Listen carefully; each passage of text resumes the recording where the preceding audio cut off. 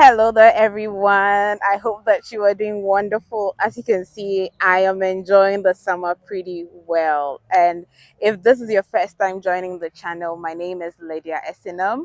I am an international student living here in Canada, and I've been sharing my experiences here in Ontario, Canada. Now, I get a lot of you asking about what you should do when you come in. So if you think this is something that you would love to know, stay tuned and watch the video to the end. If you haven't joined this family, this is a community of genuine, relentless people, and we want to see everybody grow. We want to see everybody win. So if this is something that you love, hey, hit that subscribe button and join this amazing family. In today's video, I am going to be talking or discussing about some 10 things that you need to know or do once you arrive into Canada. In some subsequent videos, I spoke about getting ready for your arrival and some immigration questions. Interestingly, that video has done extremely well. But today we are going to focus on some things that you need to do once you step foot in, and I'm sharing my experiences from these from a perspective of an international student, and I hope that this will be very helpful to you.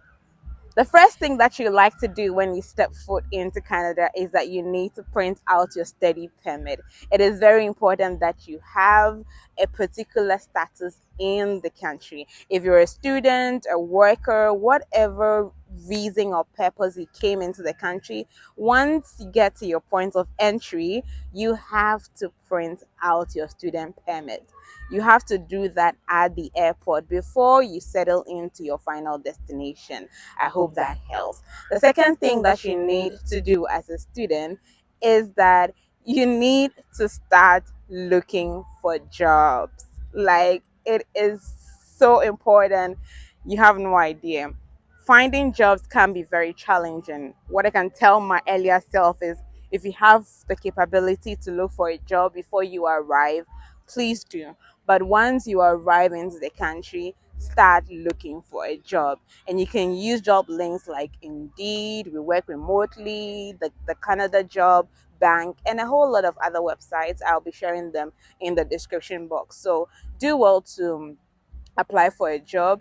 Personally, I had a terrible experience with job applications. Like, I came into the peak of winter and it was very difficult looking for a job. Like, I applied from LinkedIn, Indeed, the job banks, and look, I don't know how else I can say this, but it was a very traumatic moment and very challenging. So I did not want you to face that. So do well to apply for jobs as much as you can. I literally lost track of the number of jobs that I had applied for.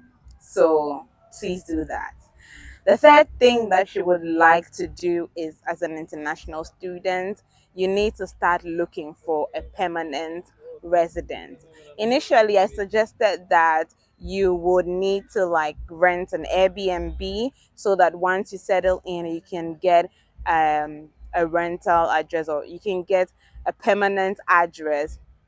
Now, it's very important because getting a home here in Canada can be very challenging and expensive. So, what you can do is either you can share or get a homestay where you can share the bills with other people. That sort of like releases the stress on you, especially because you're a newcomer and you are, going to pay for your rent and everything. And accommodation can be very expensive. In fact, it could take the biggest percentage of your budget. So do well to find cheaper options and finding accommodations like sharing apartments or getting a homestay alternative. Now,